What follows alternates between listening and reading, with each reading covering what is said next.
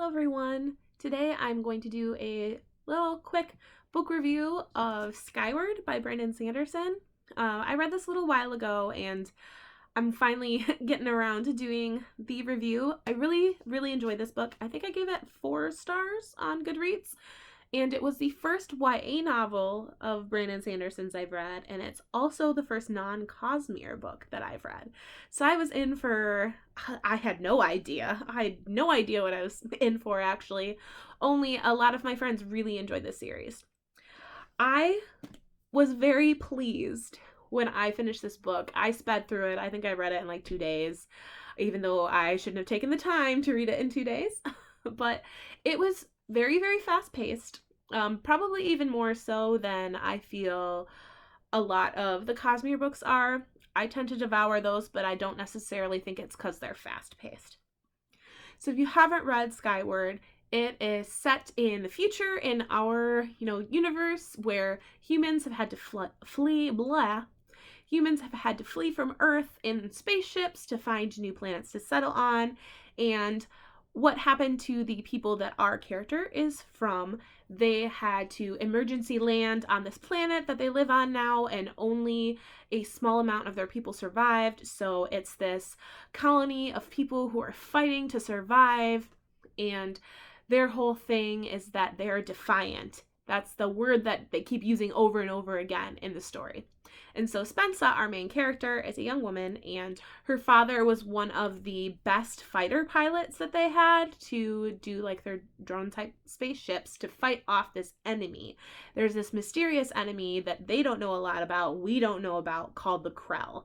And they don't know if they're aliens, they don't know if they're some sort of robot AIs, they don't know if their ships are even piloted by any being. All they know is the Krell attack and they have to defend themselves.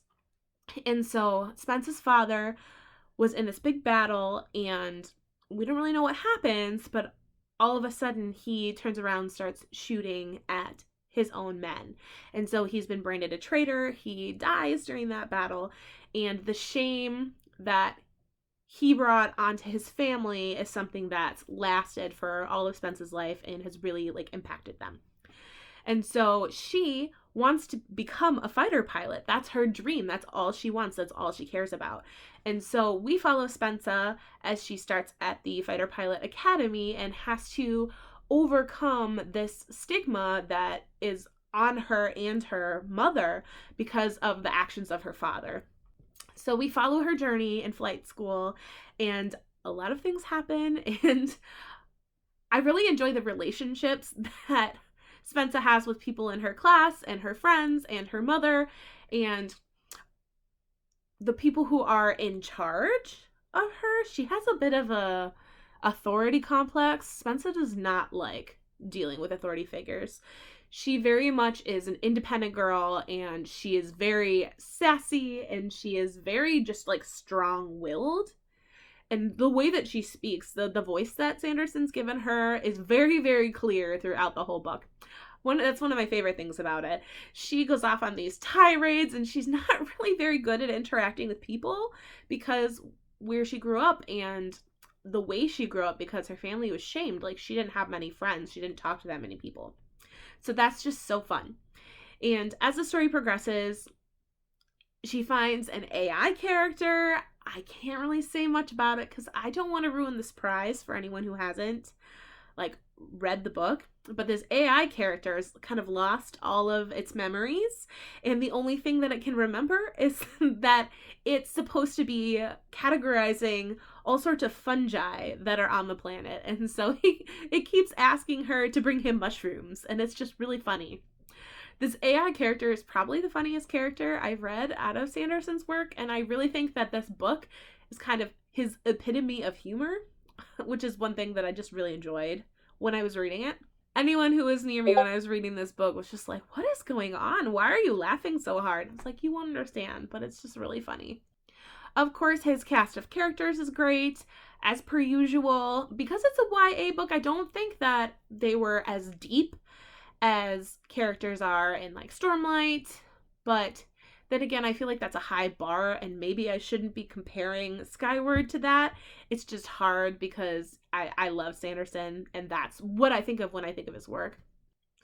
This is definitely like a coming of age story for Spensa, and you watch her grow so much over the course of the book within herself and how she views herself and the world around her, what she learns about her family and the people that she's a part of and their actual history, which is very, very mysterious for most of the book.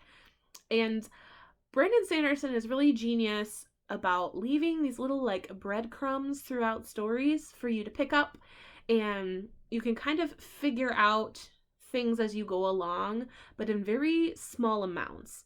And so what I love about that is it allows you to kind of be a little bit of a conspiracy theorist. That's why I love Stormlight so much, thinking about what's going on around you.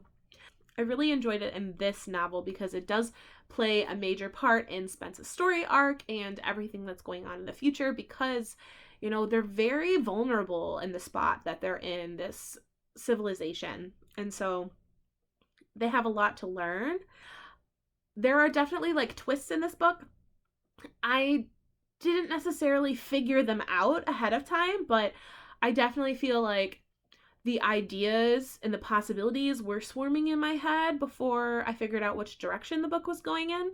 So it was a nice combination of being surprised and enjoying the direction that the book took, which I think is really good for like a YA novel. It's something that I really enjoyed and didn't feel too suspenseful, I guess, which is funny because her name is Spensa. Whatever. It has a lot of the fun tropes that I enjoy from YA series and actually like adult fantasy. The conspiracies and the coming of age and the strong-willed female character that no one expects to act that way. And just there's just like a lot of fun things. I think Brandon Sanderson took a lot of typical things and wrapped it all up in this story that feels fresh and fun. So I really like it when authors do that because it feels familiar and it feels comfortable reading it, but it still feels new enough and interesting enough that you're not so bored that you have to put the book down and you say, oh, I've read this a million times.